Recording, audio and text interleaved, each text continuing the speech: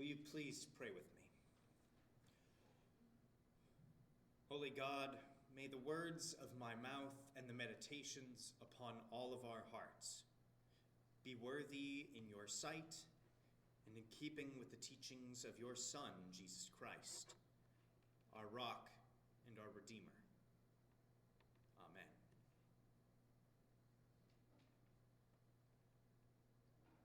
Where'd Eric go? Did he leave? Wow, all right. Fine, Eric. No, I wasn't going to mention you at all. That's fine.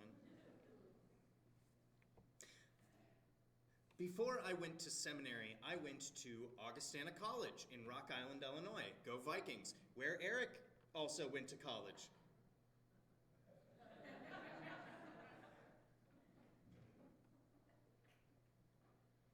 While I was there, I was still trying to figure out what I wanted to do with my life, as most college kids are.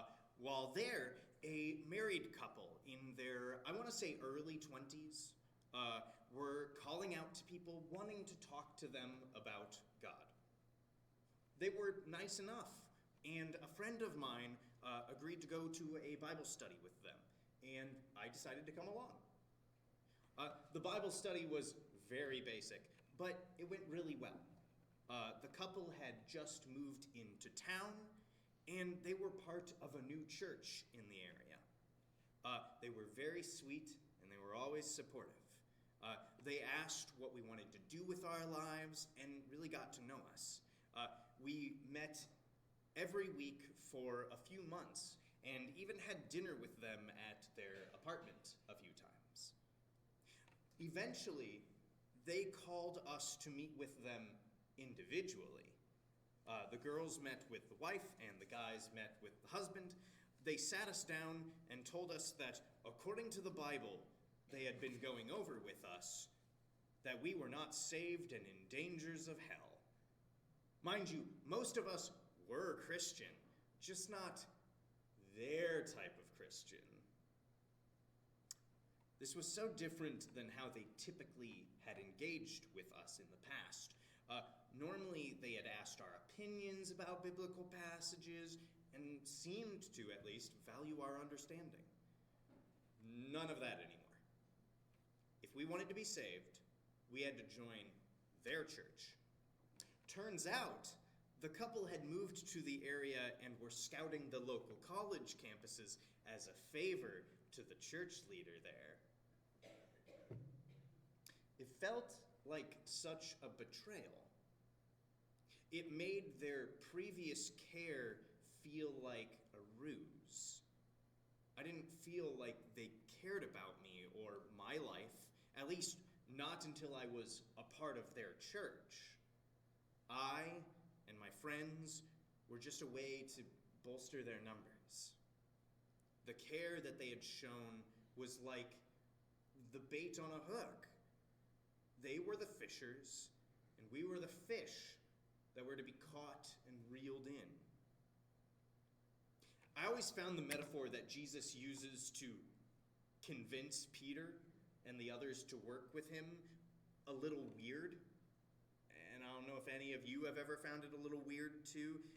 Unlike his other metaphors about being a shepherd to lost sheep, the comment about being fishers of people seems a little volatile.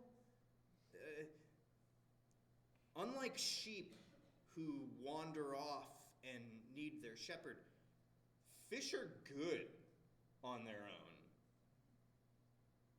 They're caught in nets or by hooks and dragged up to be eaten. That's certainly what this missionary couple felt like they were doing, hauling us up as a catch, whether we liked it or not. Is that really what Jesus intended? Look at the story immediately after his comment about fishing for people. What is Jesus doing? He's teaching and preaching as he normally does. But then a man with a skin disease comes to him and asks to be made clean. And Jesus does so, and he tells him to go and show himself to the priests as the law of Moses commands. This is immediately after the previous story. This doesn't match the idea of fishing, does it?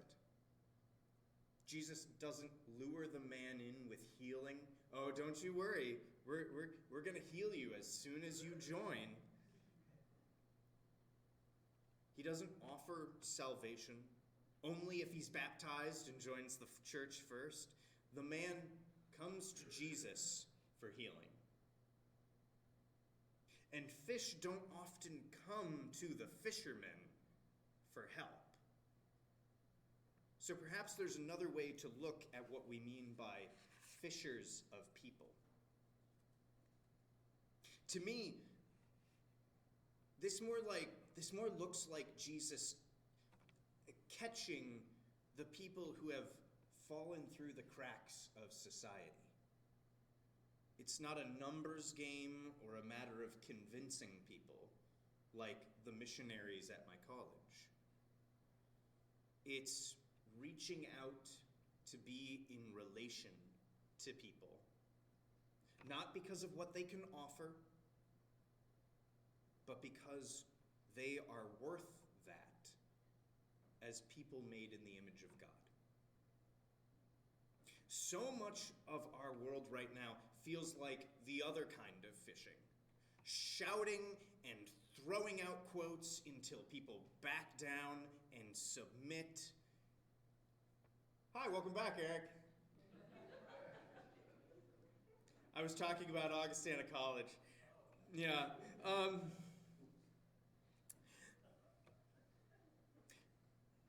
Where was I? Oh, yeah, shouting. So much of our world right now feels like the other kind of fishing, shouting and throwing out quotes until people back down and submit. That feels like it was on the news recently, but I think we all realize that this doesn't actually convince anyone. If anything, that sort of thing just furthers our divide. What should being a fisher of people look like today? Look again at what Jesus does. He goes out to where the people are, even though he risks his life to do that multiple times. He doesn't sit in the temple and wait for people to come and listen to his teachings. He goes from place to place looking for the sick and those in need. He meets people where they are. And that's the same instructions that Jesus gives to his disciples. He sends them out into the world, knowing very well that it could get them harmed or killed. But he sends them out to heal and spread the good news because that's where the people are. And his instructions are very specific. As you go, proclaim the good news. The kingdom of heaven has come near. Cure the sick, raise the dead, cleanse those with skin's disease, cast out demons. You received without payment. Give without payment. Notice there is no convert them first to make sure that they're saved, nor make sure that they think like you do and agree with your standards. The action of love comes first. The net of God's kingdom is the action of care itself. The love shown is what draws people to accept the message because they're moved by the love they've received. Yes, disciples tell of the good news of Christ, but it's clear that true compassion is shown first and foremost, not as a lure to bait people in. but you love them because you were shown unjudgmental love first. When we love or care for people in hopes that they'll convert or believe what we believe or sit their butts in the pews, that's not love. That's a transaction. It turns basic humanity and the love of God into a commodity to be given out only when someone agrees with what we think. But we were not given the love of God because we had the right beliefs or because we did the right things. As Paul says in Romans, but God proves his love for us in that while we still were sinners, Christ died for us. As we go out into the world or do our work here in this church for the sake of others, let us be fishers of people. Not to reel them in to the way of our thinking, but to help those who have slipped through the cracks and show the love of God that lives in you.